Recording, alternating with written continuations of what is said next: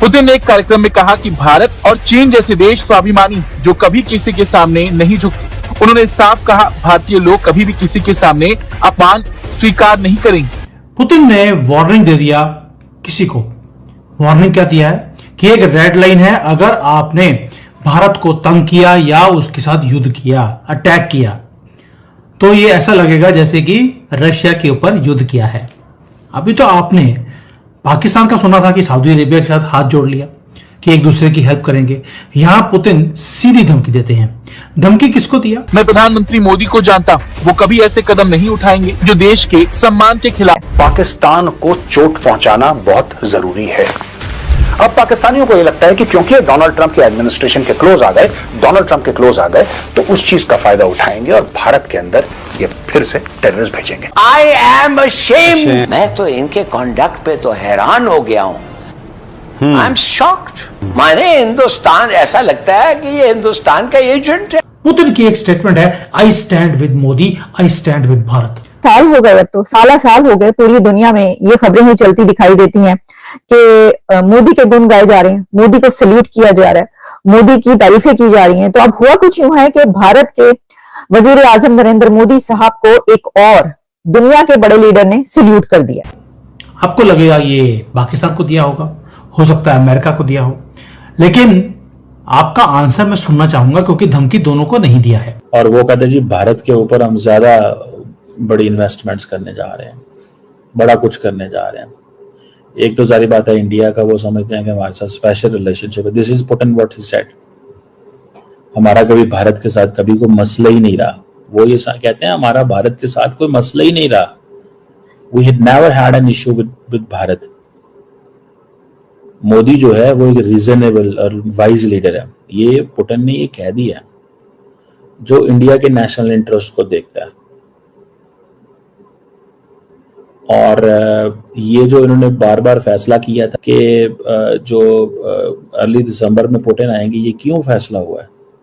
ये इसीलिए फैसला हुआ है ना, बिकॉज दे डू अंडरस्टैंड कि यार ये चीज जरूरी है। जो कंट्रीज हैं, भारत जैसी कंट्रीज हैं, चाइना जैसी कंट्रीज हैं, वो कभी भी अपने आप को ह्यूमिलेट देख नहीं सकती। ह्यूमिलेशन और भारत सहन नहीं करेगा। ये कोई मोहम्मद नेहरू की गवर्नमेंट नहीं है, ना ही मनमोहन सिंह की गवर्नमेंट है, ये मोदी की गवर्नमेंट है। सनातनी ना भीख मांगेगा, ना कोई क्यूआर कोड देगा। ये क्यूआर कोड भीख के लिए नहीं है, ये फ्रीली आपके साथ शेयर कर रहा हूं कि ना ही अपना कोई पेटीएम अकाउंट देगा। ये वैसे पुतिन बोल रहे हैं कि जो सनातनी है वो कभी भी भीख नहीं मांग सकता और अपनी जो बेइज्जती वो सहन कर नहीं सकता। और यही चीज चाइना के साथ भी है। और साथ में उन्होंने बोल दिया कि जितना तुम प्रेशर डालने की कोशिश करोगे भारत के ऊपर, वो उतना ही तुमसे दूर जाता जाएगा। और ये कोई डिप्लोमेटिक लैंग्वेज नहीं थी पुतिन की, ये डायरेक्ट चैलेंज था ये सारे वर्ल्ड ऑर्डर को कि जो तुम करने की कोशिश कर रहे हो वो तुम्हारा फेल होने वाला है। डेवलपमेंटल ग्रोथ, ये इसने तो पूरी दुनिया को चकरा के रखते। और सबसे पहले उन्होंने चकराया world foolish president Donald Trump को, जिन्होंने आप ये कह लें कि इंडिया को धमकाने के लिए, डराने के लिए पहले पाकिस्तान का साथ दिया इंडिया झुक जाए, फिर अफगानिस्तान का साथ दिया कि इंडिया झुक जाए, नरेंद्र मोदी नहीं झुका। फिर उन्होंने रशिया और चाइना पे टैरिफ लगाने की धमकी दी, इंडिया नहीं झुका। फिर उन्होंने ब्राजील पे टैक्स लगाने की धमकी दी, टैरिफ लगाने की, नहीं झुका। फिर टैरिफ के साथ पेनल्टी लगाने की धमकी दी, फिर भी नहीं रुका। तो अब फाइनली क्या किया है कि आपने ये देखा कि पुतिन के साथ जो हमारा ट्रेड था 2 या 3 बिलियन डॉलर का था, आज 60 बिलियन को वो क्रॉस कर चुके हैं। प्लस बिलियंस ऑफ डॉलर्स का प्रॉफिट हम तेल बेचने के ऊपर हम वो भी कमा रहे हैं। और पुतिन ने इसलिए ये मोमेंट था जहां पर वेस्ट वीक है, पाकिस्तान उमा की बात कर रहा है, बीच में पुतिन ने पर्सनल गारंटी दे दिया किसको? भारत को, कि आप चिंता मत कीजिए, आपका डीपेस्ट फ्रेंड मैं बैठा हूं। ये सिंपल अलायंस नहीं है दोस्तों। जैसे पाकिस्तान ने तो एक अलायंस किया सऊदी अरेबिया के साथ, पुतिन ने कमिटमेंट दिया है, पर्सनल गारंटी है। और जियो पॉलिटिक्स के अंदर वर्ड्स बहुत ज्यादा इंपॉर्टेंट मैटर करते हैं। रशिया ने कोई वीकनेस नहीं दिखाई, कोई इनडिसाइसिव नहीं है, बस। अब रशिया जो है वो एआई पार्टनरशिप कहता है मुझे इंडिया के साथ करनी है, पर इंडियंस नहीं मानेंगे AI partnership with Russia. They want it with the Americans. Indians are very technical about technology. वो चाइना की रशिया को अंदर भी नहीं घुसने देते। अब वो रशियन प्रेसिडेंट ने कहा है कि जी हम बॉलीवुड मूवीज को पसंद करते हैं, वो कहते हैं आपकी इतनी सी मार्केट है, मेरी इतनी बड़ी मार्केट है अमेरिका की और वेस्ट की, तेल निकाल दें तो रशिया इंडिया की ट्रेड तो उस पैमाने पे नहीं थी। और इंडियंस को इस चीज़ों को बहुत अच्छे से पता है, दे डू अंडरस्टैंड कि नहीं यार ये ऐसे नहीं है जैसे ये समझ रहे हैं। सो ये मैं समझता हूँ कि दैट इज समथिंग सिग्निफिकेंट, ये एक सिग्निफिकेंट चीज़ ज़रूर है। और लेट्स सी इसमें क्या निकलेगा, लेकिन पुतिन की एक स्टेटमेंट है, I stand with Modi, I stand with Bharat, और भारत ने भी बोल दिया वी स्टैंड विद रशिया। ये म्यूचुअल जो डिफेंस का पैक्ट है जो पहले पाकिस्तान ने सऊदी से किया, हमने रशिया के साथ कर लिया, किसी ने नाम भी नहीं लिया और छोड़ा भी नहीं।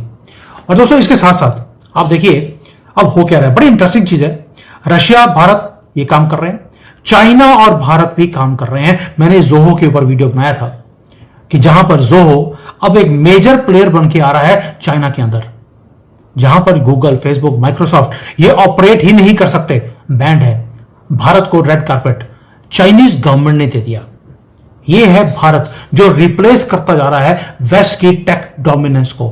शिफ्ट हमारे सामने हो रहा है, मोमेंटम बिल्डअप हो रहा है, जहां पर रशिया आपकी सपोर्ट कर रहा है, चाइना ने भी आपकी परमानेंट सीट को मोहर लगा दी है। व्हाई? बिकॉज रशिया के प्रेशर के कारण चाइना को भी हां बोलना पड़ रहा है, जो आज तक हां करता नहीं था। 150 से ज्यादा कंट्रीज ने बोल दिया भारत को परमानेंट सीट मिलनी चाहिए। अमेरिका, जापान, जिसको मैं बोल सकता हूं छोटे छोटे कंट्री, ये बोल रहे हैं कि भारत को अभी परमानेंट सीट नहीं देनी चाहिए। नया वर्ल्ड ऑर्डर हमारे सामने बन रहा है। पुतिन का यह बोलना कि मैं बीआरसी बनाने वाला हूं, ये 75 साल का जो अमेरिका का डोमिनेंस था उसको चैलेंज करता है। भारत रूस से Su-57 फाइटर जेट खरीदने पर विचार कर रहा है। ऐसी रिपोर्ट्स हैं कि 2 स्क्वाड्रन यानी कि लगभग 36 विमान भारत रूस से खरीद सकता है और आगे भविष्य में HAL के नासिक प्लांट में लाइसेंस पर 5 और स्क्वाड्रन करीब 90 विमान बन सकेंगे। कुल मिलाकर लगभग 140 Su-57। मतलब सोचिए दुनिया का सबसे आधुनिक 5th जनरेशन का विमान भारत खरीदेगा तो सही, लेकिन भविष्य में भारत उसका निर्माण भी करेगा। इसके अलावा हाल ही में भारत ने स्वदेशी तेजस MK-1A की डील की। HAL अगले कुछ सालों में भारतीय वायुसेना के लिए 97 तेजस MK-1A विमान बनाएगा। वायुसेना ने मेड इन इंडिया 114 राफेल लड़ाकू विमान खरीदने के लिए रक्षा मंत्रालय को प्रस्ताव दिया है। प्रस्ताव के अनुसार इन राफेल विमानों को फ्रांसीसी कंपनी डसॉर एविएशन भारतीय कंपनियों के साथ मिलकर बनाएगी। एमका पर काम जारी है, मतलब कुल मिलाकर अगले 5 से 7 सालों में वायुसेना के पास एक से एक घातक विमान होंगे और उससे भी बड़ी बात, उन सभी विमानों को भारत में ही बनाया जाएगा। देखिए, भारत रूस से Su-57 फाइटर जेट खरीदने की योजना तो बना रहा है, ये सिर्फ अभी योजना है, इस पर चर्चा हो रही है। आधिकारिक